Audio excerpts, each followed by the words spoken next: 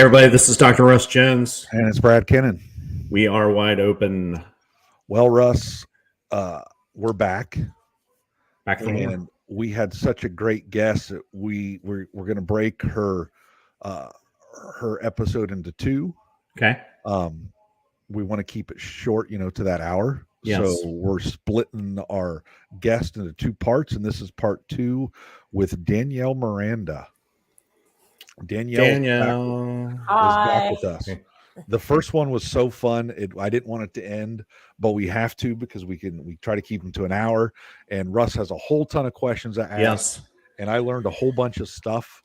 So we're going to go ahead and continue. So let me ask you this, Danielle. We talked about diet. We talked about sugars and ways to avoid them and that type of thing and replacing them. And one of the things I always tell patients relating to sugar and immune function is, I'm like, listen, if you eat some sugar for about 3 hours, your immune system is compromised. It functions just a little bit less than it does. So you eat something, you drink that pop, you walk in my office, there's 150 people coming in there in a day. You touch that doorknob, you're a little more vulnerable than if you don't. Or if you go in Kroger's, you have eaten some kind of sugar, you just had a big bready something or other, or maybe you're Starbucks with all the sugar dumped in, and you go in Kroger's and there's somebody that's sick there and you're just a little more vulnerable. And so I was really curious about, with the COVID thing we just are getting through, the Middle Eastern respiratory virus, some people are talking about all the other different viruses that are around the world. Are there things that you do to protect yourself and increase your immune function that we can get for the listeners here at the first of the year? Put another part of getting everything going in the right direction for our year. What do you do? That's a great question. Actually, what you said to your patients is correct. Anytime we consume sugar, it definitely compromises our immune system. So we have to be careful of the type of foods that we're consuming that have sugar in them. For me, what I do is I try to make sure I boost my immune system naturally as much as possible. So I do things like ginger, natural thermogenics. Again, like ginger, turmeric, hot peppers. Brad, she's not saying ginger ale pop. I'm not a pop drinker. I really don't drink a lot. Just throwing that out there for you. So sorry. No, you're good. So ginger, turmeric, anything that elevates and brings thermal energy into the body. Are you talking like shaving some ginger root? Are you talking, turmeric? I don't even know how it comes. I know we have some upstairs because my wife's got everything. Mm-hmm. Taking that turmeric pill, or is it, making a drink of hot tea and turmeric and lemon juice and what's something that people can do?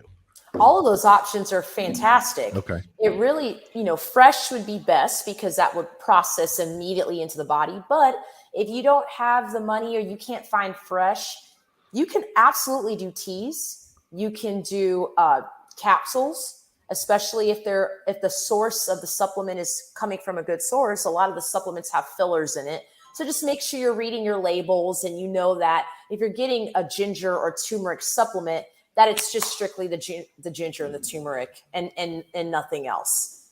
But yeah, either one of those options would work great. Okay. So what about vitamins? What are you going to I know that there's this whole thing, like some people say, if you eat clean, you don't need vitamins. But of course, an apple now versus one that from the 1930s, it takes like 40 apples to equal the nutrients in that one. It's hard to get, everything the way things are nowadays. Our soils are depleted. Yeah,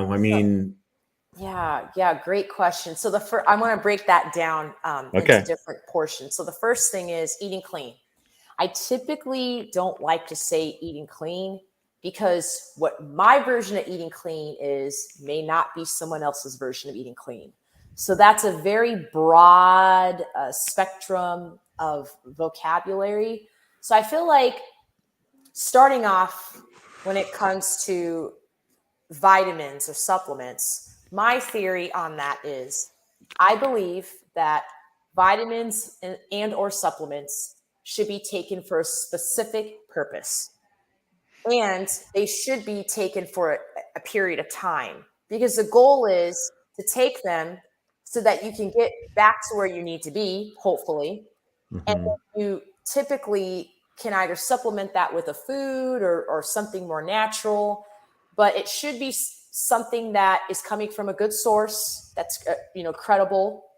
And it's fine as long as you're doing it for a specific reason. If you're just taking it to take it and you don't know what you're doing it for, I feel like that defeats the purpose. So make sure that if you're taking a vitamin D supplement, that you're doing it because your vitamin D levels are low.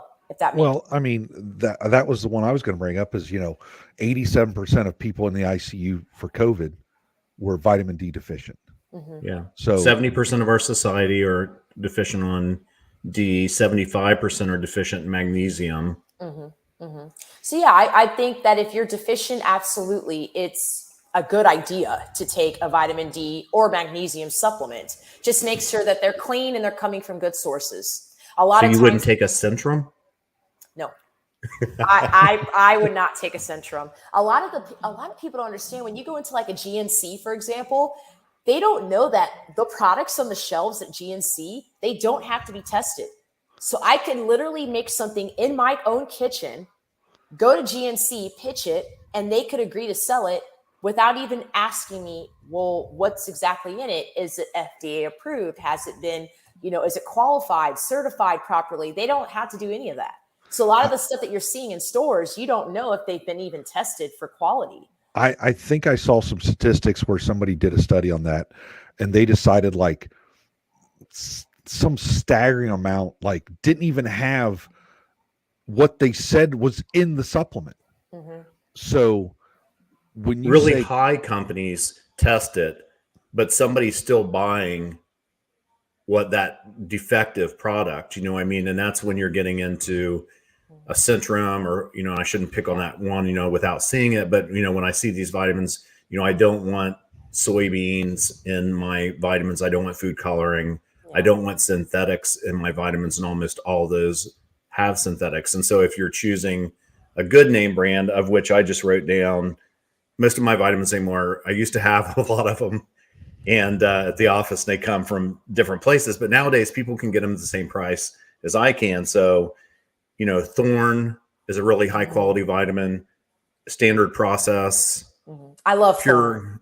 Yeah. Pure encapsulations is another one. They're in with Douglas Labs.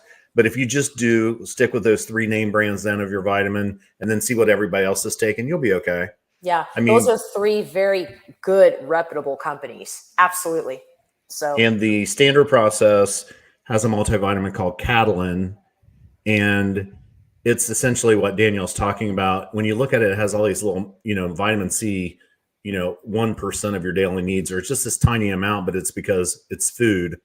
And so you're essentially eating a pure food. It started by a oral surgeon in the 50s. He was worried about our soils being depleted. So he started this organic farm in Palmyra, Wisconsin, thousands of acres.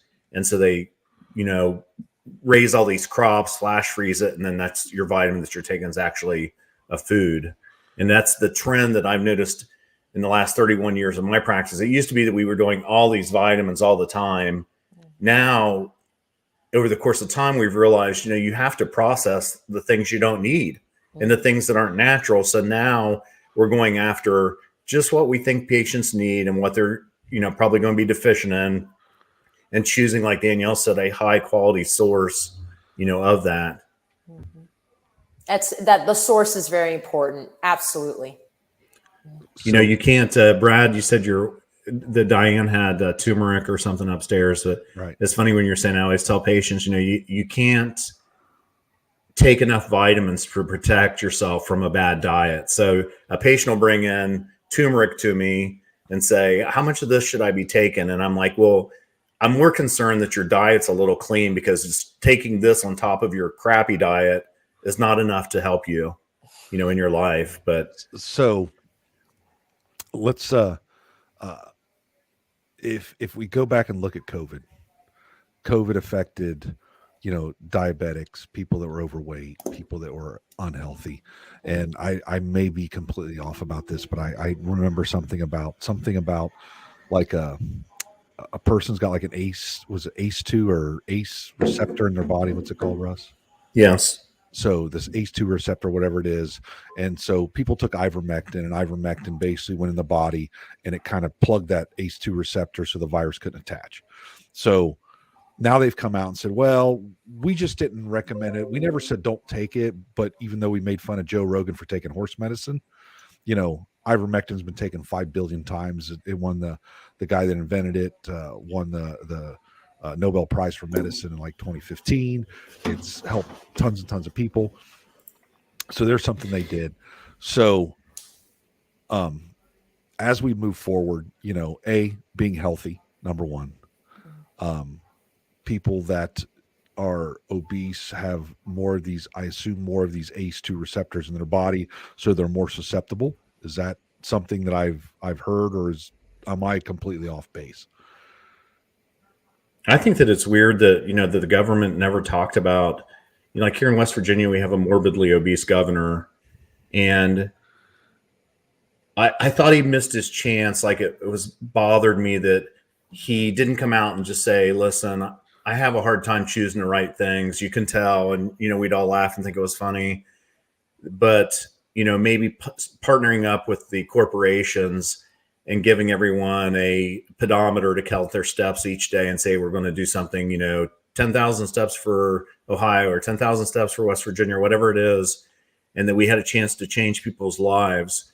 But the government was focused not on what the patient can do to help themselves, because from the perspective they are, all of medicine is something that you take in.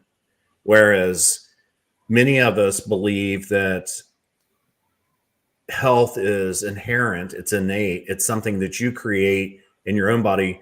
Like if there's a virus in a room, viruses will always choose whoever's weakest or the weakest thing because they want to survive. So they probably not going to Danielle. I mean, she's Miss Healthy Fit. Right. But one of the things I think that sometimes we should, back up just so patients understand this, or the people that are listening, many of the bacteria, they replicate and they go into the space in between the cells. And that's why when we take an antibiotic, we can get in there and we can get them. But viruses, when the cells bump into each other, then that's how that virus goes. And so it never really goes into that intracellular space. And that's why people were taking so much zinc, and everybody's still recommending that you take around 50 milligrams of zinc, because it coats the cell and it keeps them from being able to replicate when they bump into each other. So that's something else, I guess, that we could consider. So what is your opinion? The vaccine, it's valuable to some people. I'm trying to step around this so we don't get kicked off the air. We don't want to. Right. I don't want to create issues, but I'm anti-vaccine. It's now you're not anti-vaccine. You got vaccinated when you were a child, right? I mean, you had all those vaccines. I mean, you had the ones that were not correct. Were required. They were tested. They were, on average, took 6 years to get approval. Correct. They, they were reliable, right? They went through all this stuff so that we knew that they were okay. Right. They weren't experimental. So now they come out with this thing called mRNA. So the guy that had it, I heard him on, speaking, and he says, basically, I didn't develop it for this, but nobody wants to pay attention to that. So Danielle, this mRNA, you are a cellular type, you've done all this interesting stuff. So are they actually manipulating our DNA? I'm asking. Oh, you're talking about some controversial stuff. It is controversial. In your opinion? In my opinion, yes, I do believe that. Okay. I don't believe the vaccine is a vaccine, but that's just my opinion. Right. So is there things that you're doing aside from eating sugar and being, like, did you try to avoid people? Did you, what type of thing did you do personally? Are you asking me during COVID? Yeah, let's say So- during COVID, or there could be something else coming up. We were talking earlier, and I had that friend that used to work for the CDC, and she's a professor, and she's also an infectious disease doctor, and she has concerns about MERS or something similar like that, the Middle Eastern Respiratory Virus. And we just had the World Cup, and a bunch of the people there were sick, and there was some people that were saying, "Gosh, 38% mortality with that virus if it got here. We don't have the vaccine. We don't have anything to protect us. We'd be having to make another experimental vaccine, which would drive Brad crazy that we had to do that." Right. So I'll be honest. I'm going to kind of go back to something you had said, which was key for what I initially did first and foremost during COVID. You had mentioned something, Dr. Jones, about people and how their mindset, like the virus was attracted to these people that were basically thinking about it or fearful of it. For me, when COVID hit, I didn't freak out. I remember being in Whole Foods, and I didn't even know that anything was going on at the time. I wasn't aware. And I remember being at Whole Foods at like 2:30 in the afternoon, and you would have thought the world was coming to an end. I had never seen anything like it in my life. People were just taking everything off the shelves, freaking out. I had no idea what was going on. That's how I first learned about the lockdown, was trying to go get groceries and seeing everybody freaking out and then asking questions. So the first thing I did was I didn't act out of fear, because typically when you act out of fear, you do make yourself more susceptible to catching a virus or putting the idea of having the virus in your mind or in your energy field. So I really just tried hard to understand what was going on. So doing my research, because knowledge is power. So making sure that I understood what was exactly going on, looking at different sources, not just reading Yahoo News, but actually looking at some reputable sources.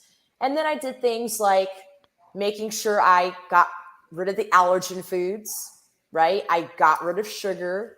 I made sure to move my body, nothing strenuous, but going on walks or doing something inside, using household items. I have a video on YouTube that showed household items that I use to supplement weights or bands that you would typically use in a gym.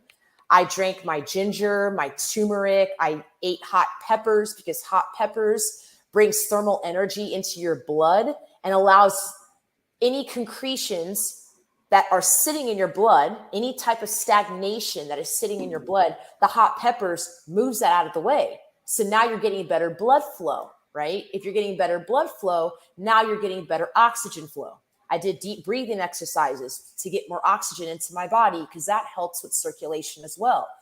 There were certain things like that I did, hot showers, cold showers. I did any type of natural modalities, and that really helped a lot. And I never got sick. I was able to maintain my weight and my muscle. And people literally asked me, what did I do? Because I looked better coming out of the lockdown than I did when we started the lockdown. And I mean, your business is people. I mean, Yes. That's your business. You meet with people, you talk to people, you help people in the gym, Yes. So I'm sure you still had contact, I wore a mask sometimes because I just didn't want the argument. Yeah. You get tired of having the argument. And I remember I walked into Lowe's one time, and, I put my mask on, and my wife looked at me and she called me a name. So I took my mask off. So, and I'm a pretty big guy. So I'm 6'2", I'm 240 some pounds, and I'm a pretty big guy. So a lot of people didn't say much to me. I did have some people say things to me at some point, but I just quit wearing a mask because I found out that when I wore a mask, I always had a cough, constant, always.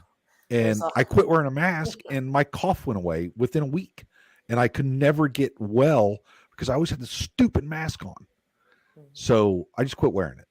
So, that was something that told me that either A, people are morons, because they're taking a mask or something. You know, if we ever have to do this again, they're putting this mask on every day and they're breathing into it. So they're putting bacteria in it. Then they're putting it in their car and it's growing more bacteria. So I'm putting it back on and it's growing more bacteria. And I keep doing this. I don't wash it. I don't change it.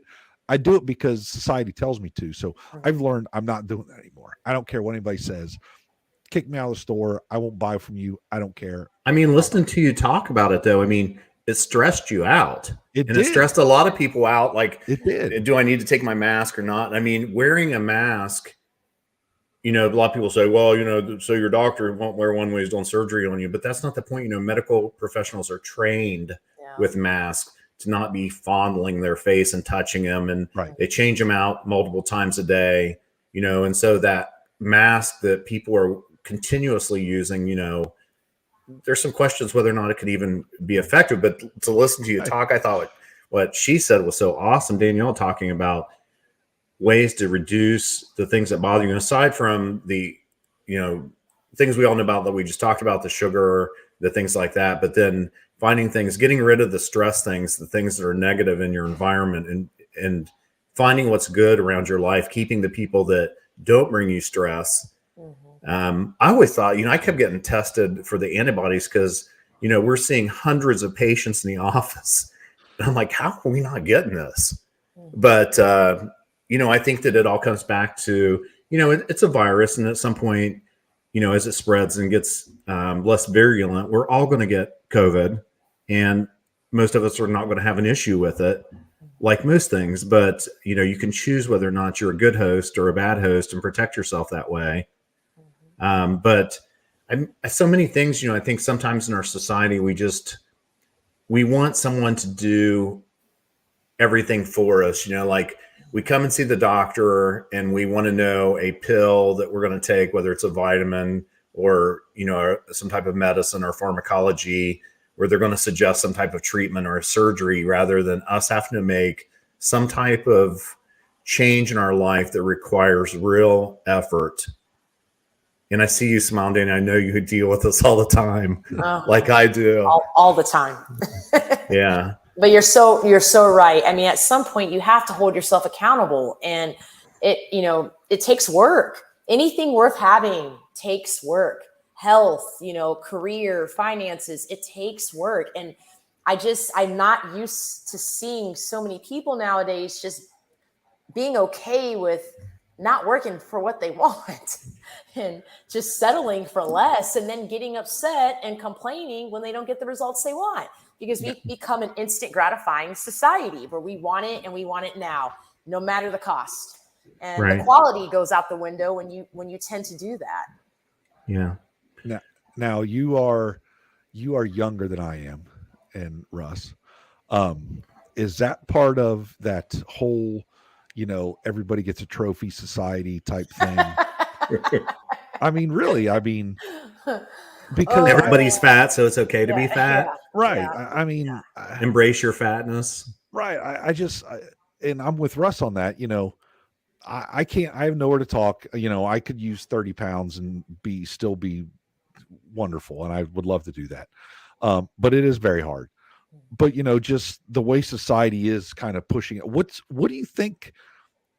What's driving that in society? You know, the overweight models and this and that. You know, it used to be, you know, the skinny things, and well, that's mean to put a skinny person up there because you're not taking into account this person over here. So we can go really deep with this, but we'll stick to the surface level stuff. Yeah, go ahead. I think social media plays a part in it. I think that, you know, we become a society where it's really not okay to speak your truth. It's not okay to speak at all, really. They say it's okay, freedom of speech, but we don't have freedom of speech. The minute somebody says anything, they're shut down for it. So, you know, we become soft, essentially. Yeah. I mean, you can't say anything about weight. You can't say anything about race. You can't say it's just gotten out of hand. And, you know, it's not okay to embrace obesity. You know, like, I get it. We want to love people, right? I get that. But there's a right way and a wrong way to do it. And knowing what obesity does long term, why on earth would we be okay promoting that? You know, it's just, for me, it's tough because you're riding that fine line of, okay, you're being offensive, you know, with telling somebody that they're overweight.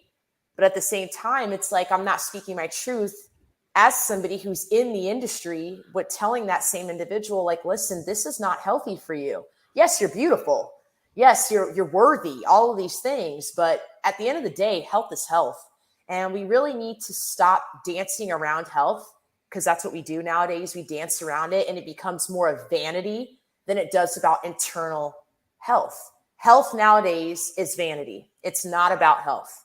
We are more so concerned about looking good and, you know, having anything done externally and taking quick diet fads and all of these things. And we're really about teaching and helping people understand why certain foods aren't good for the body, why it's not good to put certain products on the body, why it's, you know, we really need to start educating people on health, fitness, and wellness. I think we're just misled, we're miseducated. So I think that's why all of this stuff is going on with, you know, big is beautiful and all that good stuff. Well, so. I mean, you look at, you know, I'm sure you've seen them on social media. You know, it's a picture of Huntington Beach in 1965, you know, and everybody is, you know, you look at a gym class of guys in high school in the 1950s, and oh my gosh, you know, they're all ripped, they're all doing push-ups, you know, jungle gyms, jumping up, doing all this stuff. And, you know, we had, when I was a kid, you know, you had Arnold Schwarzenegger coming out and saying, you know, we're going to have to do some push-ups and pull-ups and do all this stuff. I don't, you know, today's society, these kids that are stuck in front of video games all day long and eating Doritos and energy drinks, I fear. I mean, I fear for society and where we're going in the next 20 years. What about JFK? You remember how popular he was? He said that any American should be able to go hike 50 miles.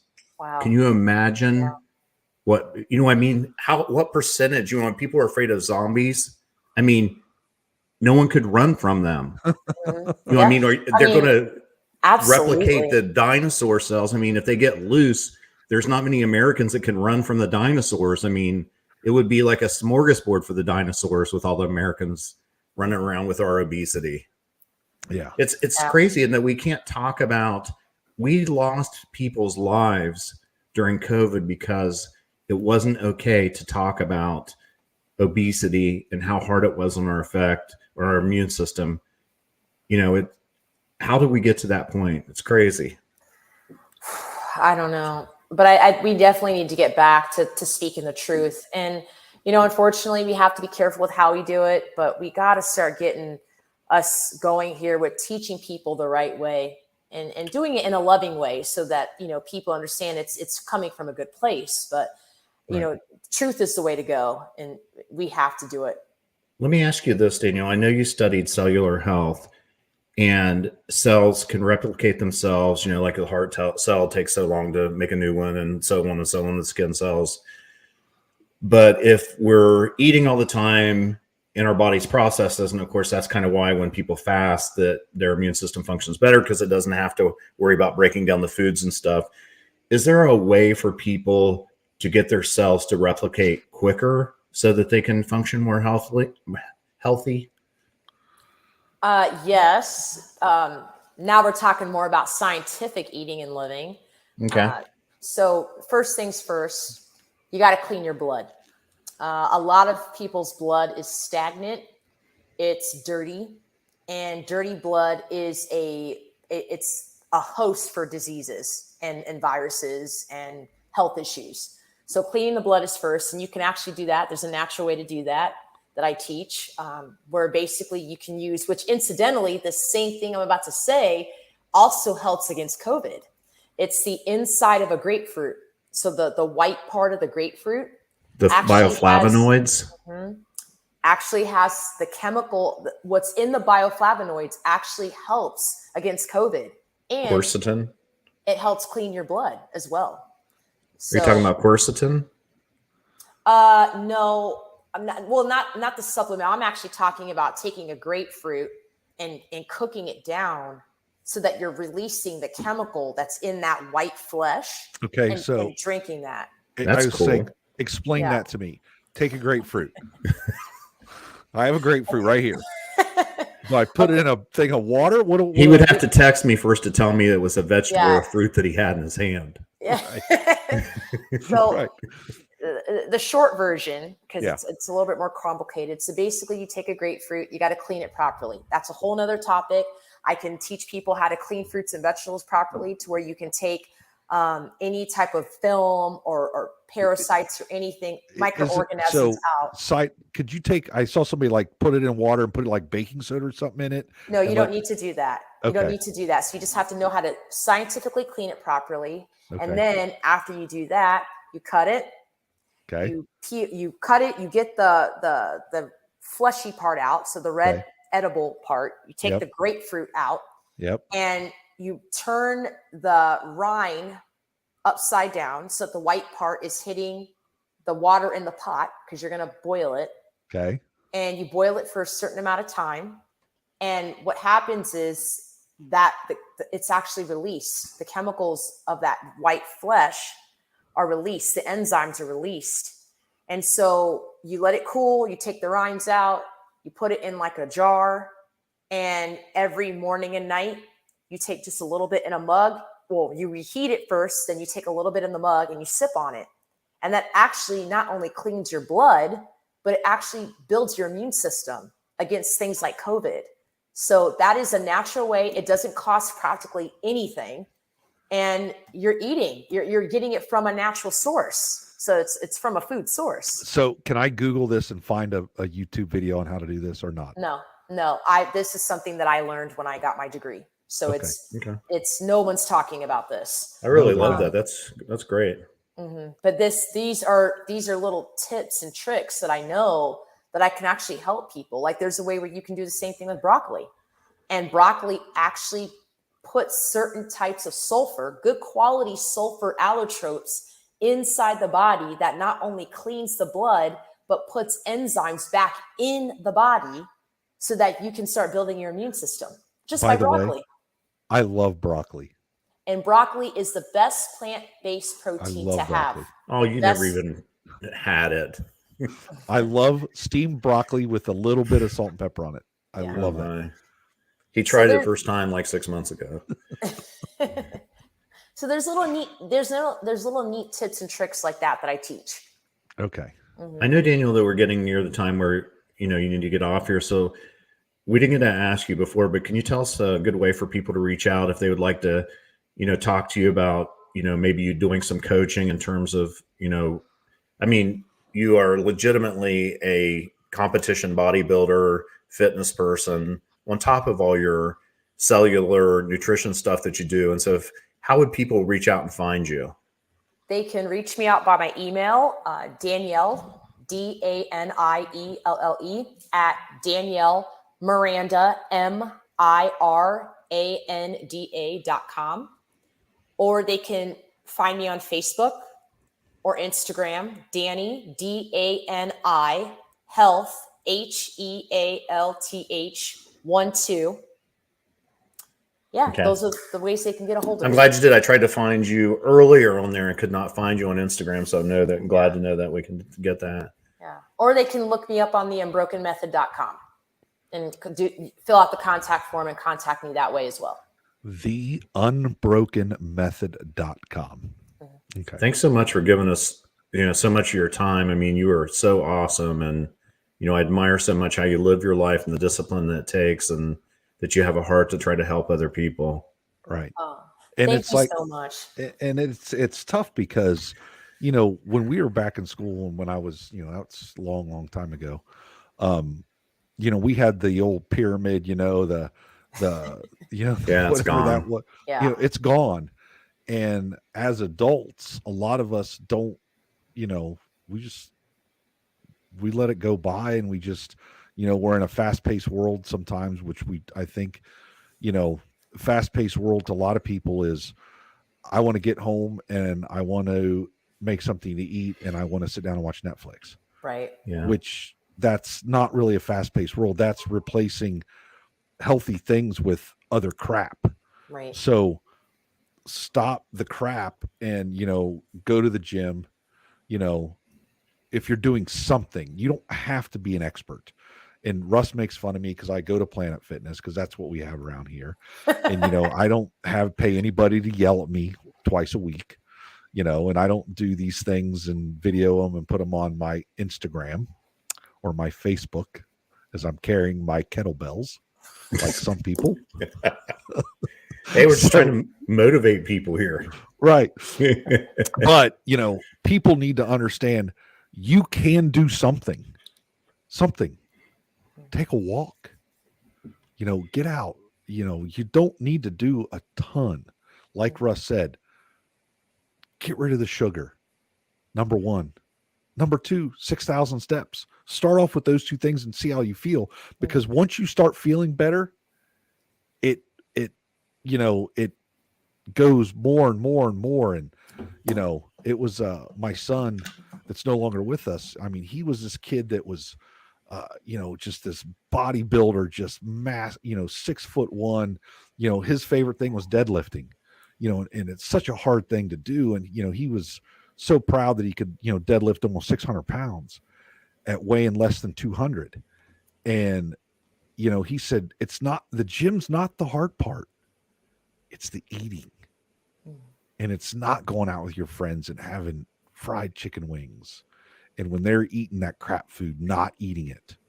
So, surround yourself with people that are like-minded. So Absolutely. get them to help you. So anyway, I know you got to get off here, Danny. Hey, thank you so much. Yes, You're thank awesome. you so much for having me. I really appreciate it. It was a pleasure. All right. Thank you. Let me see here. All right. Dr. Jones. Wow, that was great, wasn't it? That was, we I'm glad we got her for two episodes.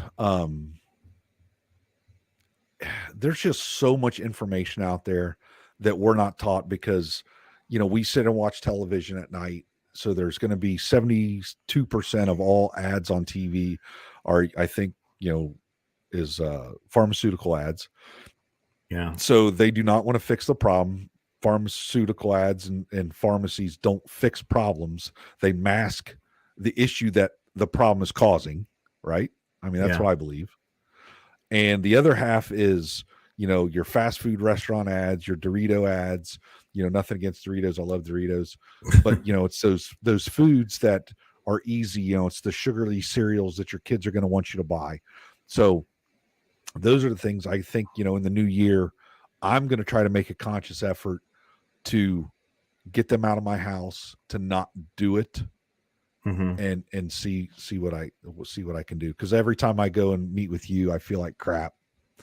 Because then I come home for a week and I'm like, man, I'm going to eat just like Russ. And then after a week, it's like, dag on it, because you're always eating your healthy foods and stuff like that. So I think, if you don't mind, I think that I was going to run through the vitamins that I would have people take, if they were seeing me, to protect you from viruses, whether it's COVID or whether, whatever the next thing is. I think we all believe that there's probably going to be more viruses coming down the path here. And it's not about relying on, as you and I have been talking about, the government to try to protect you and make you healthy. If they can, that's wonderful. But, first and foremost, we as individuals need to take responsibility for our own health and do the best we can that way.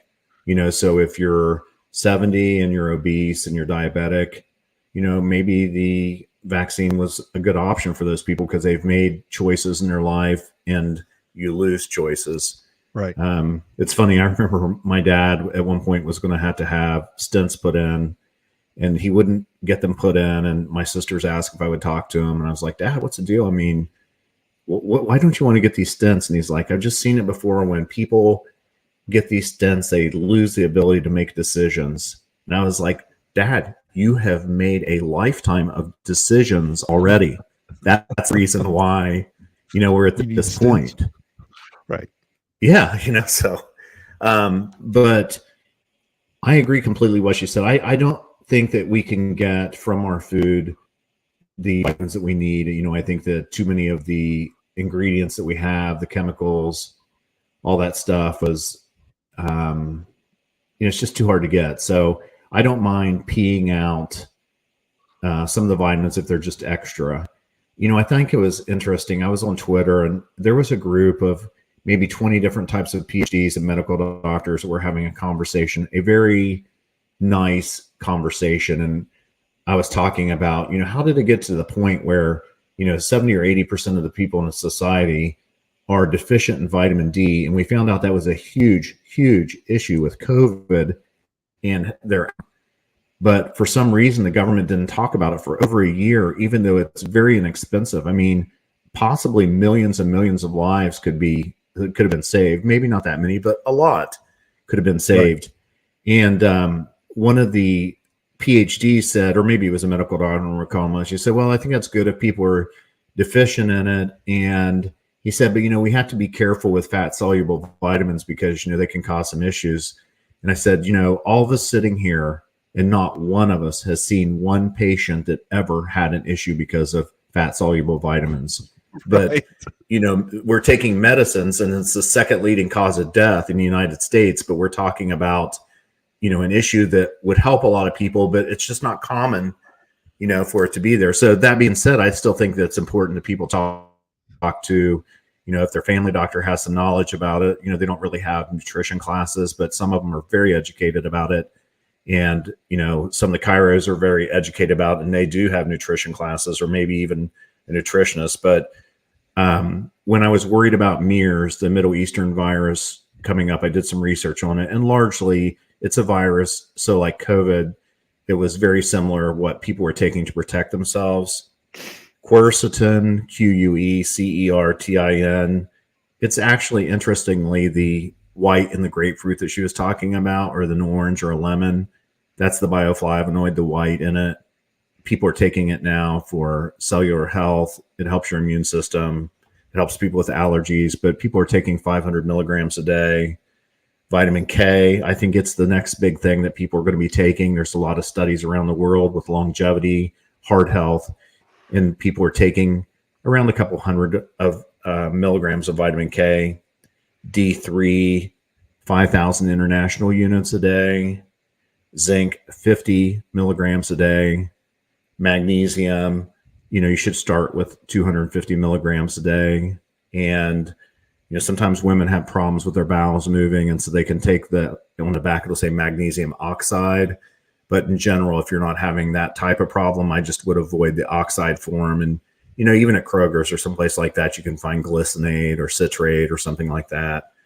And then some people are taking vitamin C, and we've all heard that since we were young, that it helped protect against different things. And most people are taking a gram or 1,000 milligrams, however you want to look at it. But those are 6 things that you can take, you know, just, you know, maybe some other time we'll talk about vitamins that we can do for our overall health. But, you know, those are things that people can take in addition to the things that Danielle told us that we talked about, you know, to influence your own immune system and take care of your own health.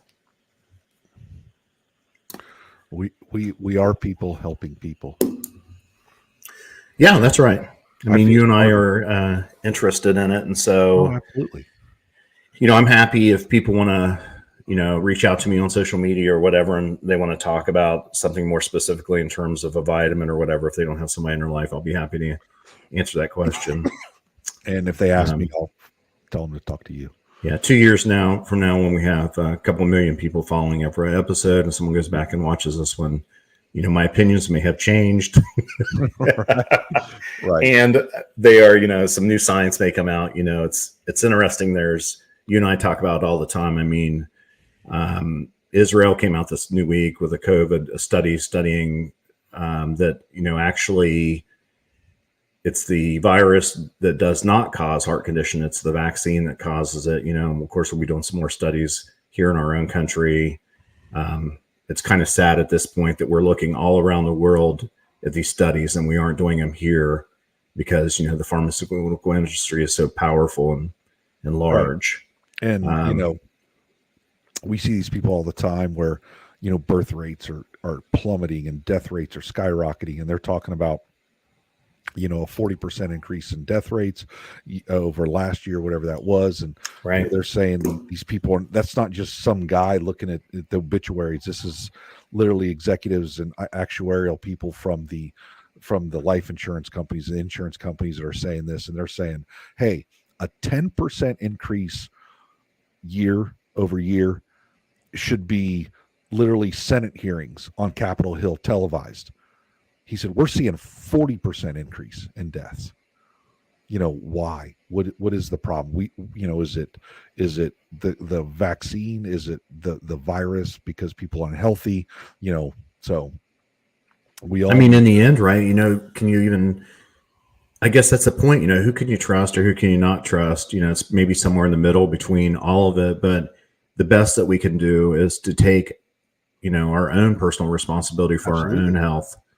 And, take a step back and honestly evaluate, here we are at the end of the year, beginning of the new year, good time to change things. And it is. And not only you and yourself, but, your immediate family, the people that you are in your life every day and you love, and you need to say, hey,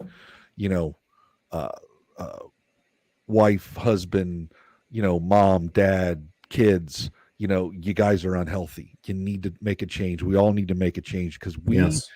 no one's going to make a magic bullet for us. We have to do it ourselves. Yes. And when the world falls, are we going to be prepared with, the right amount of food to survive for 2 weeks as the world crumbles and we can get out there? Are we going to have, enough ammo, guns, food? Are we going to survive those first 2 weeks of not having medications and vitamins, or that get to that 30 days, when people, the diabetics don't have insulin, next thing they're happening. And, we've been down that hole that 1 second after. Yeah. That book, but yeah. I mean, and certainly that's a conspiracy theory that people talk about, but I guess in the end, my point would be like, whether it happens or it doesn't happen, it really doesn't matter. That, you have to be the one to take care of yourself. absolutely. And it doesn't matter if you believe all those things or you don't believe all those things.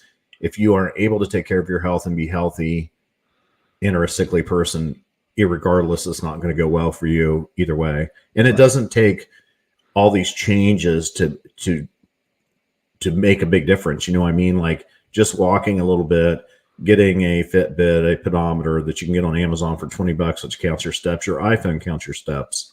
And the anti-aging community, and aside from their workouts, they're getting 10,000 steps a day is what they're shooting for. And for a lot of the patients I have, it is not reasonable for them to walk that much, but I just have them starting somewhere and blocking out all that stuff, that garbage of trying to sort out all the different things of what's right and wrong into just the very most basics of steps. And, there's still a small fraction of the people that are going to do it, but, it's still incrementally better to do it like that. Right. I saw the thing now. What is it? The 12-3-30 method. So you take a treadmill, you don't run, you put it on an incline of 12 to 15, you put it on 3 miles an hour, which anybody can do just about. That's not very fast. And you do it for 30 minutes. And they said, you do that, 5 days a week or whatever that is.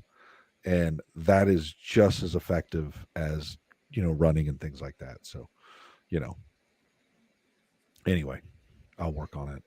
Yeah. I mean, that's just resetting. Every day is a new day that you do, better, whatever it happens to be. And if there's a day, like I fast most days until, some days it may go till close to lunch, but if I'm hungry, then I'll eat earlier than whatever it happens to be. I try to listen to my body. If I feel like I'm dragging or run down, then maybe you skip your workout that day. And then, maybe you don't eat so much as a meal, trying to let your immune system function at a higher level, Yep. And not being on, shooting to not to be on so many different medicines all the time.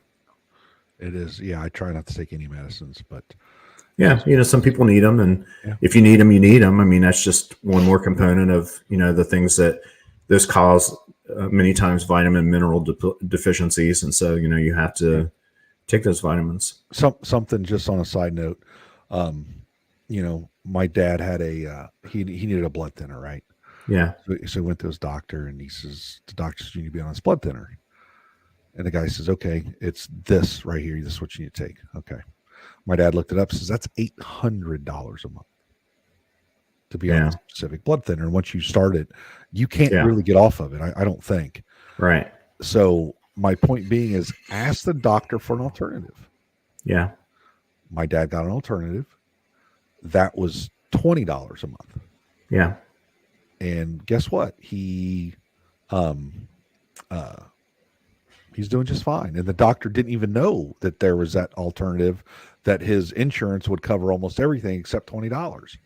So a lot of times the doctors don't know. So if you go to that doctor, make sure you're asking, why am I taking this? Is there an alternative to taking this? What's the side effects to take this? Just throwing it out there. So yeah, I mean, or I tell patients all the time, if it's a blood pressure thing, or maybe they're pre-diabetic and they're getting ready to worry about it. Maybe they went over the number a little bit, of asking their family doctor, hey, just, can you give me 8 weeks to let me change my life around here and see if I can make some changes on my own? And if you don't do it, then, you got to do what you got to do. And that's just the way it is. And you've lost your choices. But, right. Once you get diagnosed with diabetes, your insurance company's on average going to spend around $250,000 more. Wow. And so I would think the insurance companies would want to not let you get to that point and give you some education, pay for a gym membership or something of that sort. That every time I go to the gym, I clock in, and some are, some aren't, man. Yeah, so it is what it is. Well, it's fun. I mean, I hope that people, we gave them some things to think about here at the first of the year, just making a couple of small changes in their life and talking to the person that is in their life with them about making those changes so they can be part of a team rather than somebody dragging them down. Yeah, absolutely. Yep, absolutely. So, all right, sir. All right. It's good to see you, my friend. We are not only Bigfoot related. You got to be in good health to go out in the woods and track these things down anyway. So there's the angle for this week. That's right. Got to like, follow, subscribe, and yeah. Thanks for listening. Absolutely. And I'm going to get us out of here.